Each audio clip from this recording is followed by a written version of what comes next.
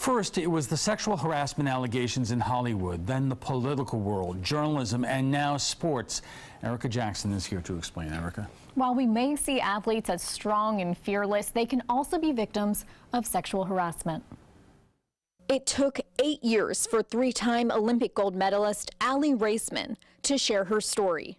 In her book released last month, Raisman revealed that she is a victim of sexual assault, sharing, quote, "Realizing that you've been a victim of sexual abuse is a horrible, sickening feeling." Now she, along with fellow gymnasts Michaela Maroney and Gabby Douglas, claim they were sexually harassed by former USA gymnastics team doctor Larry Nassar. It affects everyone. Unfortunately, it is out there. 125 victims have come forward with allegations of harassment against Nassar.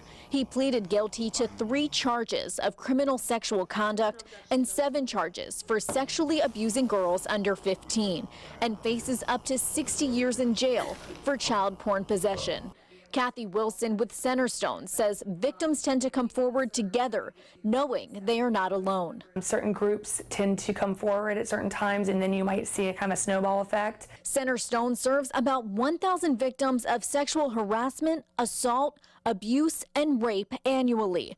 Therapists have worked with kids, law enforcement officers, judges, and heads of companies, but understands why some people have trouble understanding athletes could also be victims. They're immune to that. They're not going to be victims of something like this. But really, it's all about power control and also just making someone feel like they don't have, control over what's going on. They're teachers on a field and in a sport, so it should always be a professional relationship.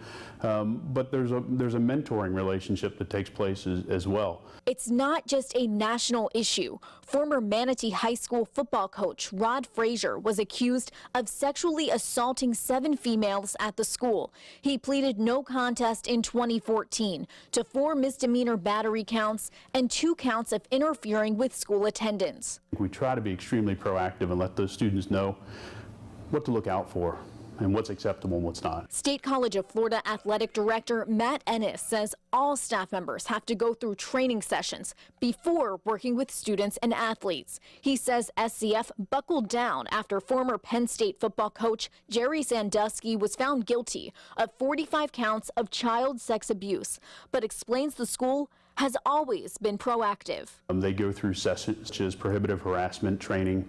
They go through training about Title IX and what that means, what their actions can be if they see something and need to help step in and prevent things. The NCAA is taking action at the college level. It created a sexual assault task force in 2015 to address assault claims among students, staff, and athletes. Wilson says similar programs will inspire victims to come forward. We're a very victim-blaming type of society where it's always about why a victim was somewhere or what they were doing instead of really looking at the perpetrator and their motives. Every school should have a system for responding for those things, and being quiet isn't going to solve anything. Athletes aren't just victims. A study published last year in the journal Violence Against Women revealed 54% of male student athletes admitted to committing at least one sexually coercive act in their lifetimes. Erica, thank you.